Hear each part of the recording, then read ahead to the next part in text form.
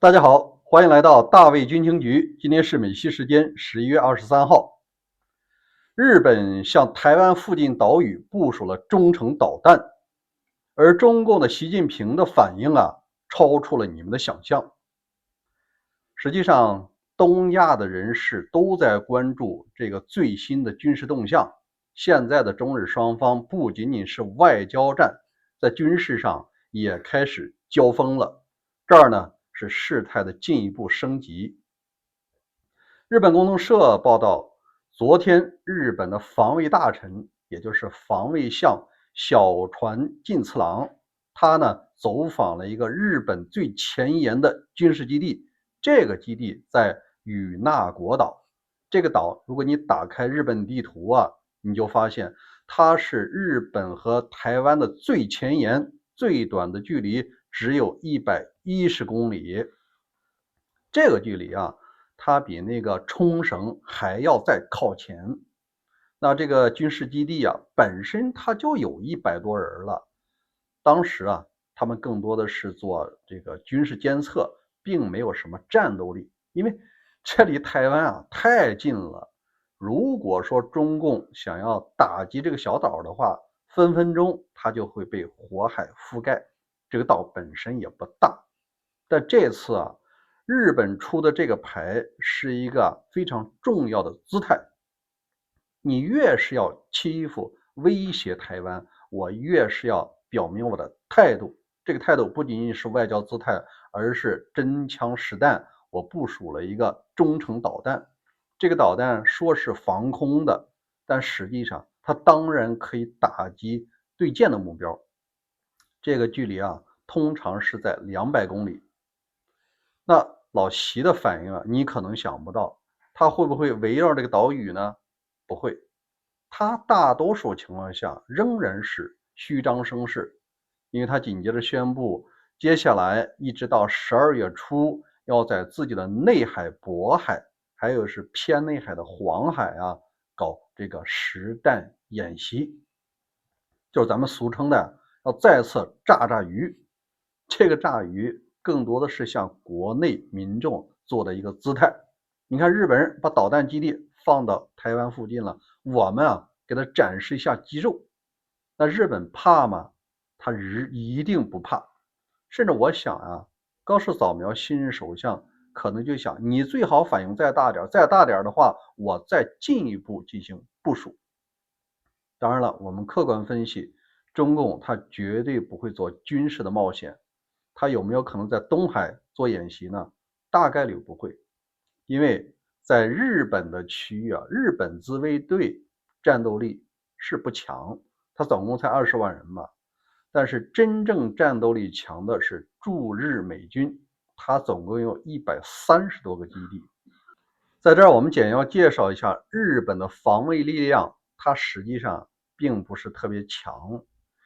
在日本的宪法里，它不能有自己的国防军。现在的日本自卫队是原来战后日本的警卫部队，或者说是预备警察部队改编而成的。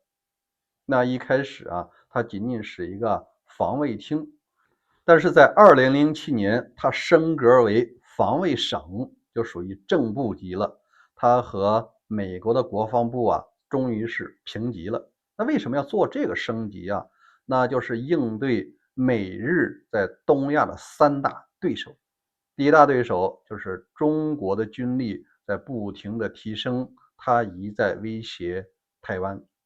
第二就是那个金三炮，他一直要搞自己的核试验。第三个那就是东亚地区的俄罗斯韩日美对的是什么？是中朝俄。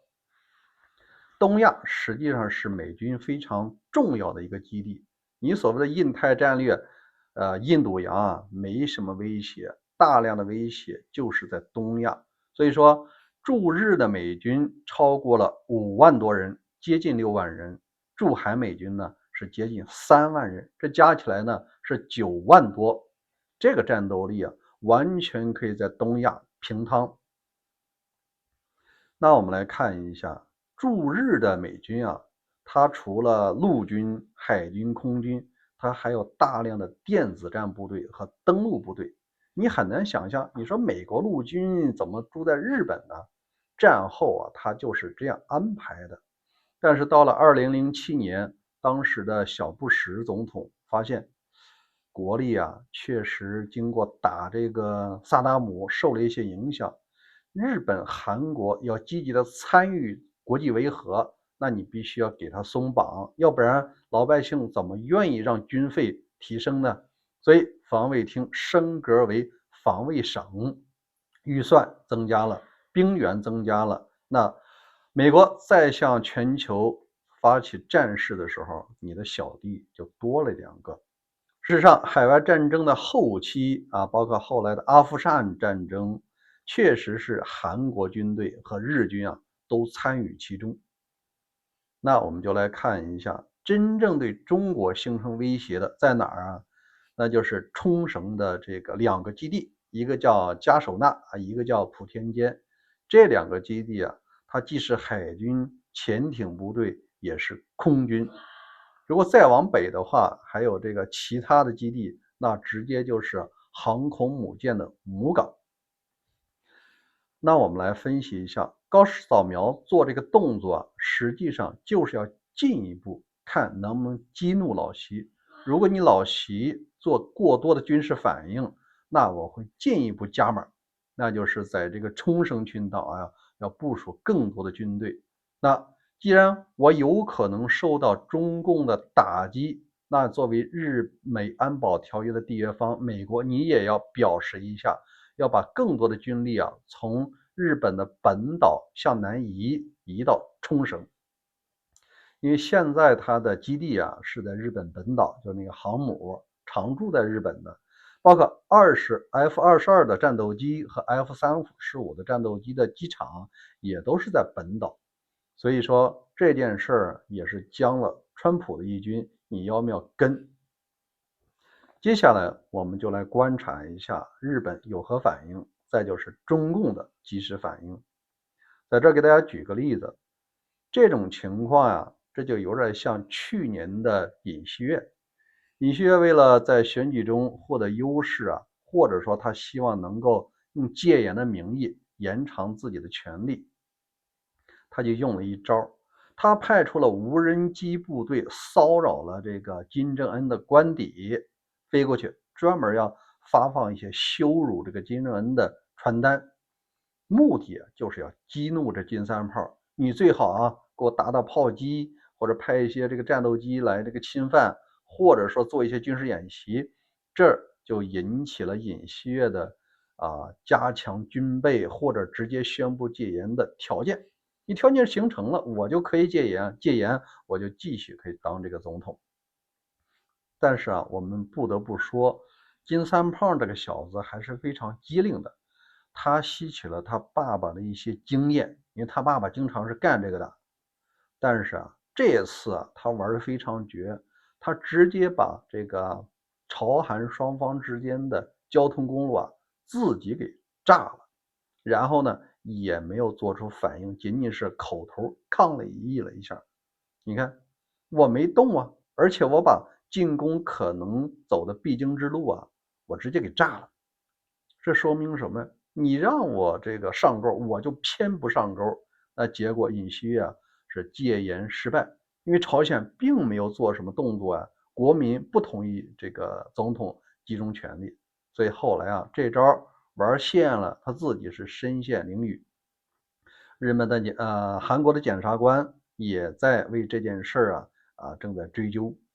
所以我们通过这件事就明白，老习这次会不会上钩呢？会不会学一下金正恩就这么忍下来的呢？因为只有他忍下来，日本才没有进一步动员的这种能力和借口。好，今天就聊到这儿。过会儿呢，我们想聊一下中方最近开发的机器人武器，其中有一个招牌产品叫 T800，具体的技术指标啊还是相当不错的。